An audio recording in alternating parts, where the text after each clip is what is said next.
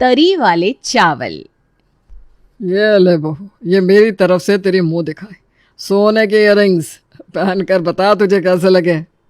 बाबूजी आप इतने प्यार से लाए हैं तो खराब कैसे हो सकते हैं।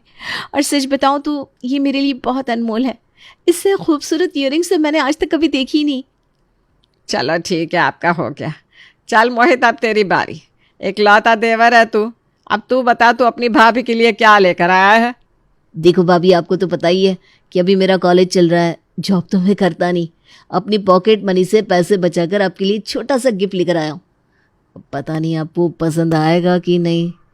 सुगंधा देवर का दिया हुआ गिफ्ट खोलती है तो उसके अंदर उसे एक प्यारी सी नोज रिंग दिखाई देती है। नॉट बैड मोहित, चॉइस तो बहुत अच्छी है तुम्हारी। इम्प्रेस हो गई मैं। घर में नई दुल्हन सुगंधा के गृह प्रवेश के बाद सभी लोग बारी बारी से उसे वेडिंग गिफ्ट दे रहे थे। जब बारी बारी से सबने अपना अपना गिफ्ट सुगंधा के हाथ में थमा दिया तो उसके ससुर चमनलाल ने अपनी पत्नी से कहा, अरे भाग्यवान, पूरे परिवार ने गिफ्ट पकड़ा दिया बहू को। अब तुम भी कुछ दोगी या बस यहाँ दर्शकों की तरफ बैठकर तालियां बजाती रहोगी। अरे मैंने तो इतना स्पेशल गिफ्ट सोचा है बहू के लिए कि बहू हैरान रह जाएगी मेरा गिफ्ट देखकर। ऐसा क्या गिफ्ट है माँ जी, बताइए ना। देख बेटा, जो गिफ्ट है ना वो चल कर तेरे पास नहीं आ सकता, तुझे गिफ्ट के पास चलना होगा। इतना कहकर सास कांता बहू सुगंधा को लेकर रसोई की तरफ जाने लगती है। अरे मम्मी, ये किचन के दरवाजे पर आपने रिबन क्यों बांध रखा है? चक्कर क्या है? अरे तुम लोग पूछ रहे हो ना मैंने बहू के लिए क्या गिफ्ट खरीदा है, तो भाई मेरा गिफ्ट ये किचन ही है। मैं बहू को अपना किचन गिफ्ट कर रही हूँ। देख बहू, एक औरत के लिए उसकी रसोई क्या होती है ये औरत से ज़्यादा कोई नहीं समझ सकता। हमारी ज़िंदगी का एक बहुत इम्पॉर्टेंट पार्ट होता है रसोई। और आज से, बल्कि अभी से, मैं अपनी रसोई तुझे गिफ्ट करती हूँ। अब तू इस रसोई में जब मन करे, जो मन करे, जैसे मन करे वो पका और खा। मेरा इस रसोई में आज के बाद किसी भी तरह का कोई दखल नहीं रहेगा। अब तुझे पता है ना, शादीशुदा बहू के जीवन में आधा कलेश इसी बात का होता है कि सास रसोई में बात बात पर आकर अपनी टांग अड़ाती है। इसीलिए मैंने तो पहले ही सोच लिया था कि मैं अपनी बहू की रसोई में कभी भी टांग नहीं अड़ाऊंगी। तुझे पूरी आज़ादी है कि तू अपनी रसोई को अपने तरीके से चला सके। बोल, हो गई ना मेरी सोच से इम्प्रेस? सबसे यूनिक गिफ्ट है कि नहीं मेरा? माँ जी, आपकी सोच तो वाकई बहुत अच्छी है। मैं तो सोच भी नहीं सकती थी कि कभी किसी नई बहू को गिफ्ट में रसोई भी मिल सकती है। लेकिन इस किचन को गिफ्ट करने के पीछे जो आपकी सोच है ना, उसको मानना पड़ेगा। थैंक यू सो मच मुझे इतना समझने के लिए। सुगंधा की मुंह दिखाए और गृह प्रवेश की रस्म पूरी हो चुकी थी और अब समय आ गया था सुगंधा की पहली रसोई की रस्म की जाए। माँ जी, आज मेरी पहली रसोई की रस्म है। बताइए ना, आज मैं खाने में सबके लिए क्या बनाऊँ? देख बेटा, मैंने तुझे कहा ना रसोई आज से तेरी है। अब जब मैंने तुझे रसोई गिफ्ट में दे दी है तो मुझसे पूछने का कोई मतलब ही नहीं बनता। अरे भाई, जो तुझे पसंद हो और जो तुझे अच्छे से बनाना आता हो वो बना ले। ठीक है। सुगंधा रसोई में जाती है और अपनी पसंद से पूरे मन से पूरे परिवार का खाना बनाने में लग जाती है। थोड़ी देर बाद खाने की खुशबू से पूरा घर महकने लगा था। क्या बनाया है भाई आज खाने में? खुशबू तो बड़ी अच्छी आ रही है। बाबूजी, मैं ऐसे नहीं बताने वाली, आपको खुद ही खाकर बताना होगा कि सिर्फ खुशबू अच्छी आ रही है या फिर खाना भी अच्छा बना है। अरे भाई, तुमने इतने प्यार से बनाया है तो अच्छा ही बना होगा सब कुछ।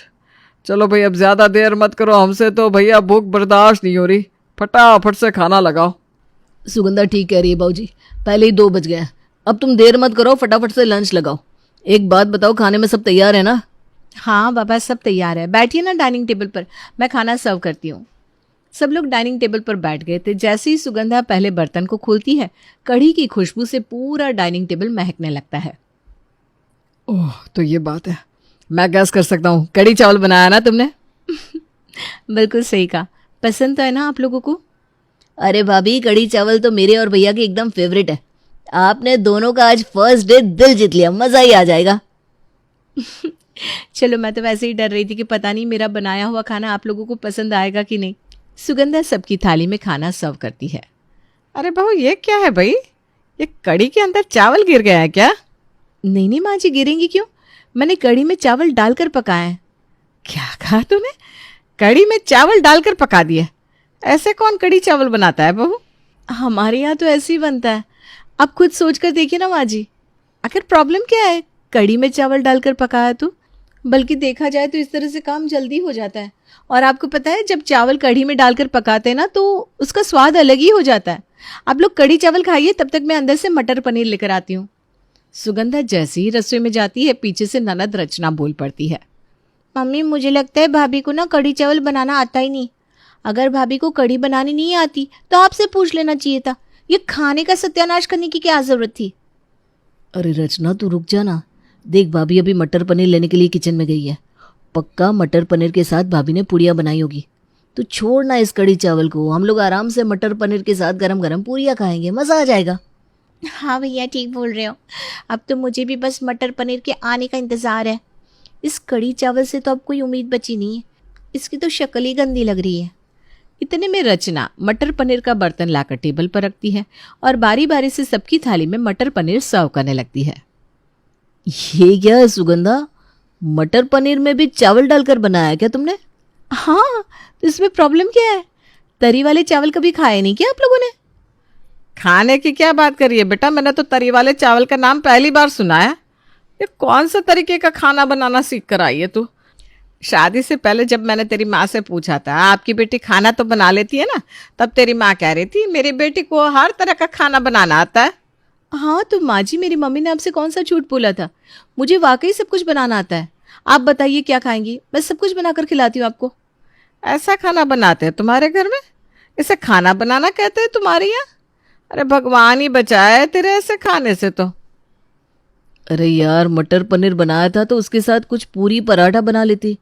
मटर पनीर के साथ तुमने एक तो चावल बना लिए और वो भी उसी की ग्रेवी में डालकर पका भी दिए।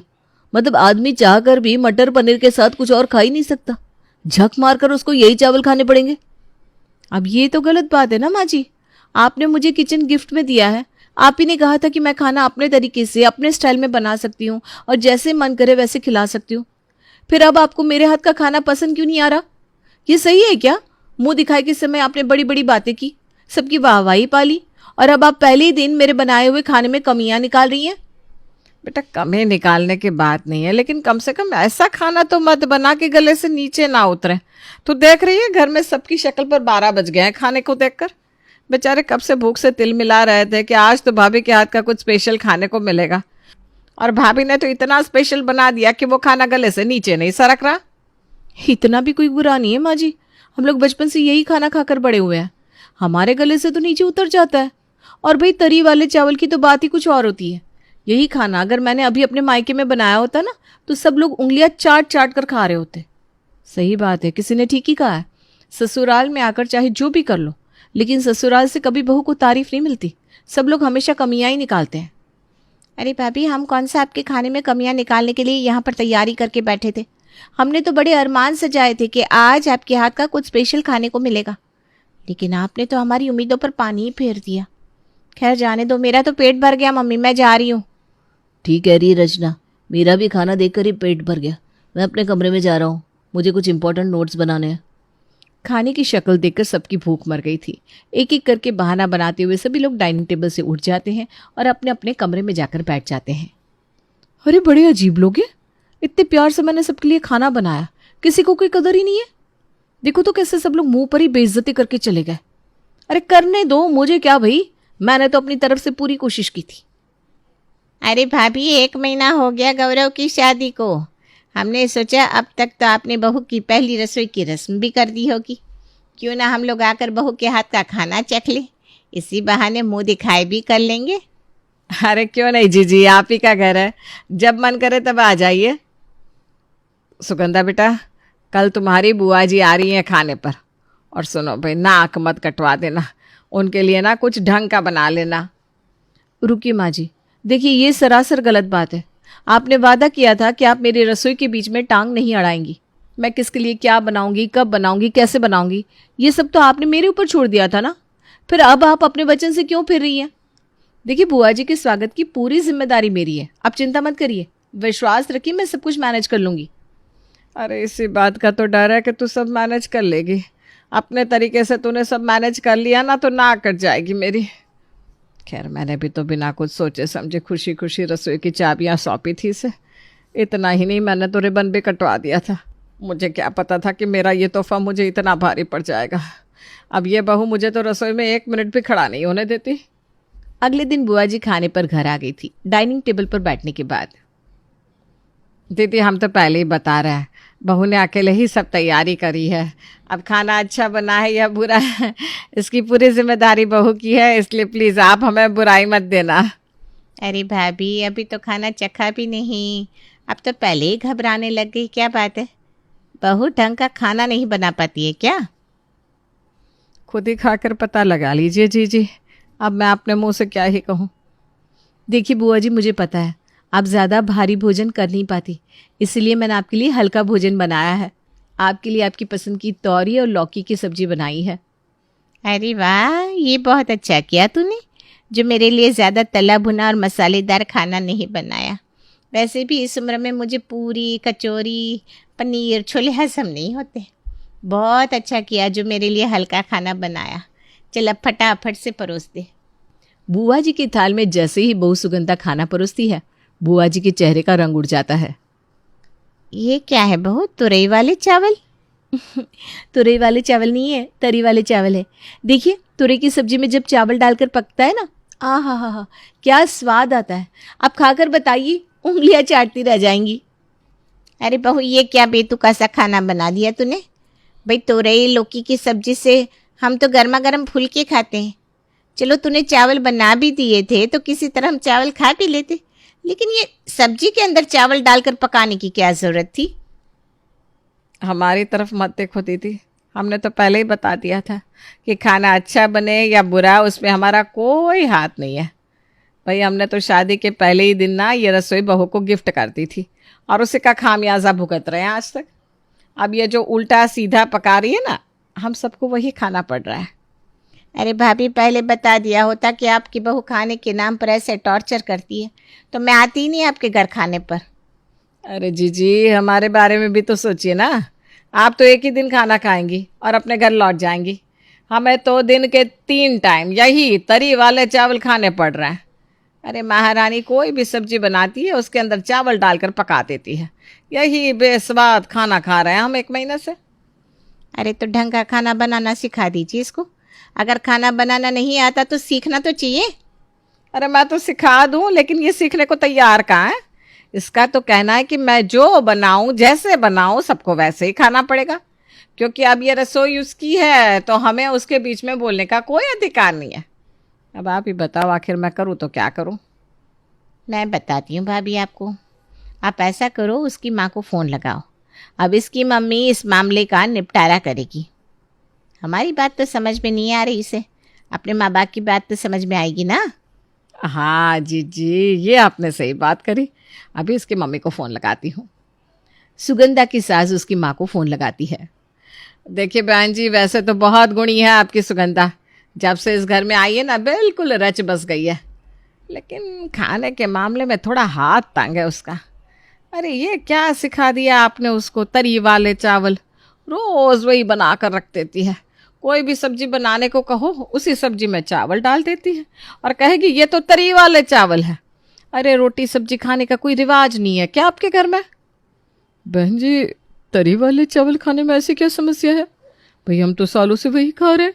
इतना पौष्टिक और स्वादिष्ट खाना बनता है, दिक्कत ही क्या है? और दुनिया में ऐसा कौन है जो कढ़ी चावल, दाल चावल, छोले चावल, पनीर चावल नहीं खाता? बस हमारा पकाने का थोड़ा अलग तरीका है, बाकी तो कोई अंतर नहीं है। और अपने अपने स्वाद की बात होती है। हमें तो ये तरी वाले चावल में ही स्वाद आता है, मुझे इस पर कोई बुराई नज़र नहीं आती। समधन की बात सुनकर सुगंधा की सास फ़ोन रख देती है। देख लिया जीजी आपने, इसकी माँ को कोई खराबी नहीं लगती तरी वाले चावल में, बल्कि वो तो अपनी बेटे के हाथ के खाने की मुंह भर भर के तारीफ कर रही है। अगर ऐसी बात है ना भाभी, तो ऐसा करो, बुला लो इसकी माँ को खाने पर। इनको तो मैं सुधारती हूँ। बुआ जी के कहने पर अगले ही दिन सुगंधा की माँ को खाने पर बुला लिया जाता है। आज तेरी माँ खाने पर आ रही है ना, तो आज तेरी रसोई से छुट्टी। आज हम दोनों ननद भाभी मिलकर अपनी समधन के लिए खाना बनाएंगे। ठीक है बुआ जी, मुझे इसमें कोई प्रॉब्लम नहीं है, आप लोग बना लीजिए। कुछ देर बाद सुगंधा की माँ सुगंधा के यहाँ खाने के लिए पहुँच जाती है।